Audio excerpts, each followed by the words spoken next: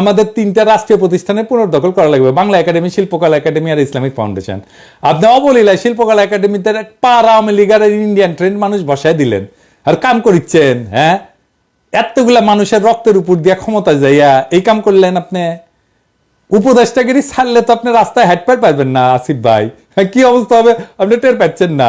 7 দিন টাইম দিলাম আপনারে, ওটা হটাবেন, নাইলে টের পাইবেন হাউ মেনি প্যাডিতে হাউ মেনি রাইস। আসিফ ভাই আপনি গেলে আমার চিন নাই। আমি গেলে যখন ধরুম না কাচ্ছপের কামড় দিয়া ধরুম, হ্যাঁ, পরে আর সরি করার টাইম পাবেন না, সেজন্য 7 দিন সময় দিয়ে দিলাম। আর আমি আমার এপিসোডের শেষে একজন শহীদের গল্প বলি, আজকে একটা গল্প বলবো। আসিফ ভাই আপনিও শুনেন, কাদের রক্তের উপর দিয়ে আইসা সেই রক্তের সাথে বেইমানি করিচ্ছেন সেটা শুনে নেন।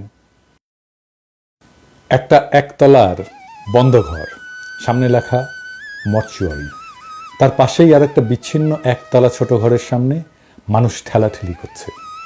মর্চুয়ারির অফিস, 3-4 জন আনসার সদস্য ভিড় সামলাচ্ছে।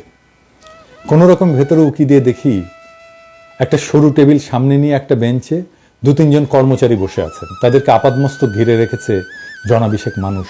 সবাই টেবিলের উপরে ঝুঁকে আছে, ঝুঁকেই আছে, সরে গিয়ে কাউকে জায়গা দিচ্ছে না। বোঝাই যাচ্ছে এখানে শৃঙ্খলা বলে কিছু নেই। কিন্তু বিশৃঙ্খল অবস্থায় যেরকম হট্টগোল হবার কথা,